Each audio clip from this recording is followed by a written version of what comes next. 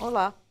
Quando certa vez o chefe de polícia da Bahia proibiu com um telegrama um comício em favor do senador Epitácio Pessoa, o Supremo Tribunal Federal definiu que a polícia não poderia proibir nem determinar o local para manifestações.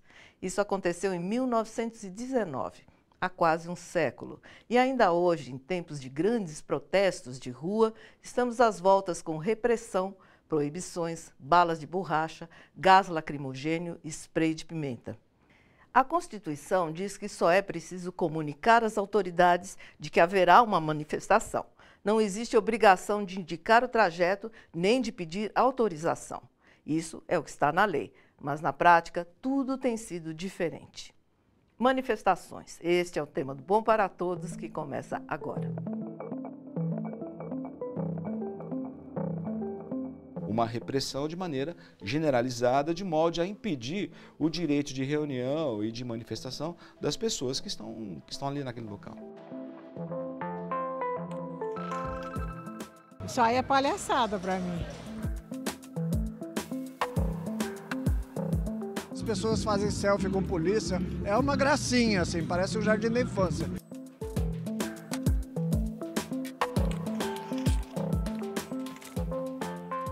Lutar pelos seus direitos, defender a democracia que ainda estamos construindo.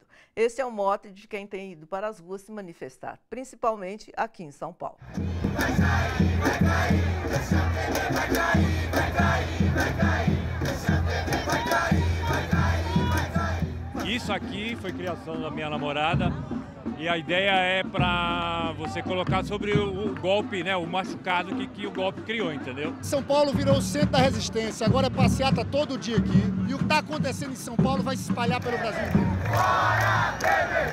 Fora TV! No começo eu fiquei com um pouco de medo, mas agora eu quis vir pra cá pra ver como é se manifestar. Eles ficaram um pouco receosos de vir aqui hoje, mas a gente veio, enquanto estiver tranquilo a gente vai ficar, porque é importante eles aprenderem a exercer a democracia.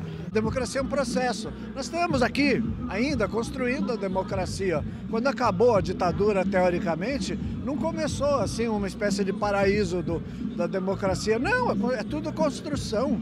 É tudo, como se chama, tem que ser elaborado, tem que ser ocupado. Eu não tenho medo das manifestações, eu tenho medo da polícia, da ação violenta da polícia. A Frente Povo Sem Medo escolheu esse nome exatamente porque agora é o momento da gente ter unidade e o povo brasileiro, o povo trabalhador, é a maioria no país. Não há motivo para se amedrontar diante das medidas que estão sendo colocadas. Nós tudo aqui somos família, não viemos com nenhuma intenção de guerrear com polícia, nada disso. Então a gente quer nossos direitos, né?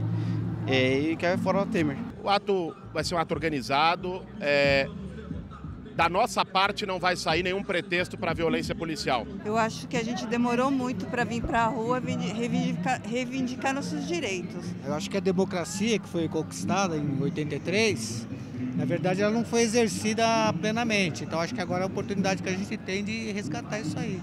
Brigar novamente por uma democracia verdadeira. Vou falar de manifestações, de golpe. Eu sou ex-guerrilheiro da turma do Zequinha e Lamarca. Fui condenado na ditadura, só que naquela época nós sabíamos que era nosso inimigo. Hoje os lobos estão vestidos de carneirinho aí. Eu penso que nesse momento a gente não pode ter medo, né? Porque a situação de ataque à democracia está apenas começando, né? E se a gente se temer agora, a gente vai fazer com que permita que eles avancem muito mais sobre os nossos direitos. Então eu penso que é o momento de todo mundo se juntar com família, os pais, as mães e estarem na manifestação. E nós não podemos calar, quem cala consente. Se para o pau, nós vamos para o pau. Golpista, golpista, fora Temer, fora Temer. Golpista, golpista, fora Temer, fora Temer.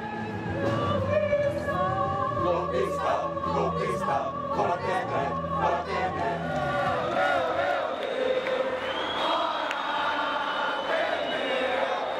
Nosso convidado de hoje é o defensor público Marcelo Carneiro Novaes, que atuou na defesa de jovens presos antes das manifestações contra Michel Temer, dia 4 de setembro, em São Paulo. Tudo bem, Marcelo? Tudo bem. Nessa nossa primeira reportagem, vimos que os participantes estavam nas ruas defendendo a democracia. Era o caso dos jovens que foram presos graças a um capitão do Exército infiltrado nas manifestações. Eles foram presos para averiguação. Existe isso na nossa ordem jurídica, Marcelo? Importante salientar que, desde o início, houve essa detenção foi marcada por uma série de irregularidades. Em primeiro lugar, houve a notícia da intervenção de um capitão do Exército na investigação que originou a detenção desses jovens. Essa atividade policial não está contemplada entre as atividades das Forças Armadas. As Forças Armadas não podem exercitar esse tipo de atividade, que é típica da atividade policial, não possuem atribuição legal para isso. Isso fulminaria o procedimento de uma nulidade insanável. Sim.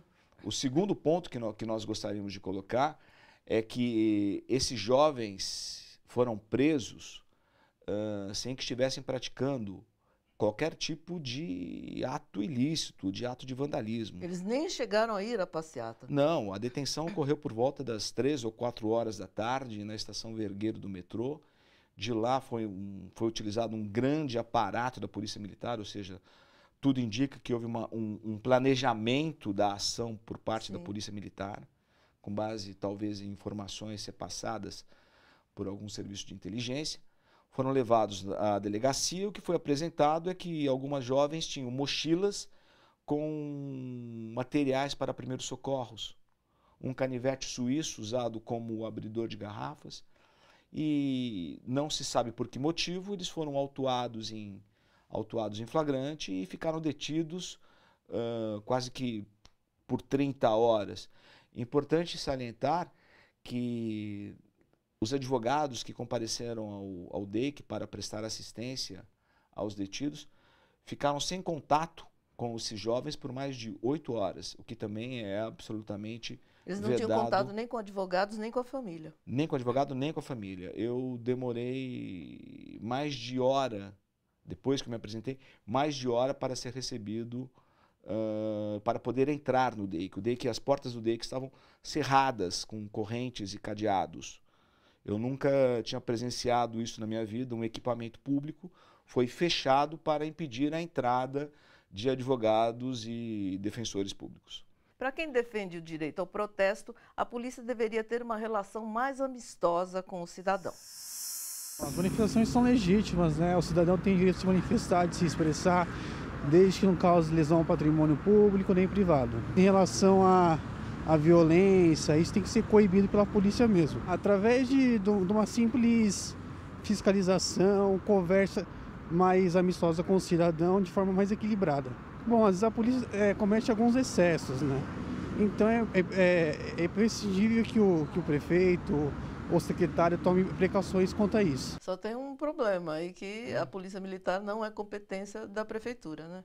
Sim, e a polícia militar que faz a gestão do policiamento preventivo e repressivo nessas manifestações. É importante salientar que a polícia militar adota uma política de encarar a multidão como um todo irracional. Sim. E emprega respostas que se valem de uma teoria de repressão progressiva, enquanto que deveria adotar uma teoria de gestão negociada com os responsáveis pela manifestação. Isso evitaria inúmeros problemas. Com essa política de repressão progressiva, ou seja, qualquer ato isolado é severamente reprimido de maneira ampla e restrita, vão surgindo incidentes, como utilização de gás lacrimogênio, bombas de efeito moral, disparos com munição de elastômetro, que é bala de borracha, que inclusive lesionou uma estudante federal da ABC que acabou perdendo a visão, revistas pessoais injustificadas e indiscriminadas, prisões para averiguação. Mas a competência de cuidar dessa polícia militar, a competência é do governo do Estado, não é da prefeitura? Sim. Pela atribuição da nossa Constituição, é do governo estadual. Ok. Nesses tempos em que a política e a polícia têm sido relevantes no cotidiano das cidades, o que também tem ficado em evidência é a Defensoria Pública. Vamos conhecer um pouco deste trabalho. O que é a Defensoria Pública? De acordo com a Constituição Federal, todo indivíduo, brasileiro ou estrangeiro, tem o direito fundamental de acesso à justiça, ainda que não tenha condições financeiras de pagar um advogado particular. Nesse caso, o Estado tem o dever de garantir assistência jurídica gratuita por meio da Defensoria Pública. Quem são os defensores públicos? Os defensores públicos são profissionais aprovados em concurso público de provas e títulos que ingressam na Defensoria Pública na defesa dos interesses do cidadão. Quando você deve procurar a Defensoria? Entre outras questões, quando sentir que seus direitos estão ameaçados ou violados, precisar de defesa em casos de acusação da prática de crime ou contravenção penal, for preso em flagrante. Quem pode procurar a Defensoria? Qualquer pessoa que não tem condições financeiras para arcar com despesas com advogado particular e as custas judiciais. Para outras informações, consulte os sites das Defensorias Estadual e Federal, dpu.gov.br, defensoria.sp.gov.br. As informações que chegam do atual governo federal dão conta de que não haverá investimentos na Defensoria Pública. Aliás, bem ao contrário. O que isso significa para a população mais pobre, Marcelo? Isso é lamentável porque o nosso público-alvo é a população. São aqueles que não conseguem custear os honorários advocatícios, as custas do processo, e que dependem de um defensor para ter acesso à ordem jurídica. Importante salientar que o nosso objetivo não é só na atuação individual, na litigação individual, mas também no combate às causas de exclusão, miséria, pobreza, nas ações na defesa dos interesses difusos e coletivos dessa população. Na verdade, deveria haver um investimento muito maior na Defensoria e não o contrário, né? A nossa clientela é muito grande. No próximo bloco, a Polícia Militar tem apresentado comportamento seletivo nas manifestações de rua. Porque a gente quer ver se a Polícia Militar vai agir com violência. Isso aqui é um absurdo que está acontecendo. É uma escalada de autoritarismo.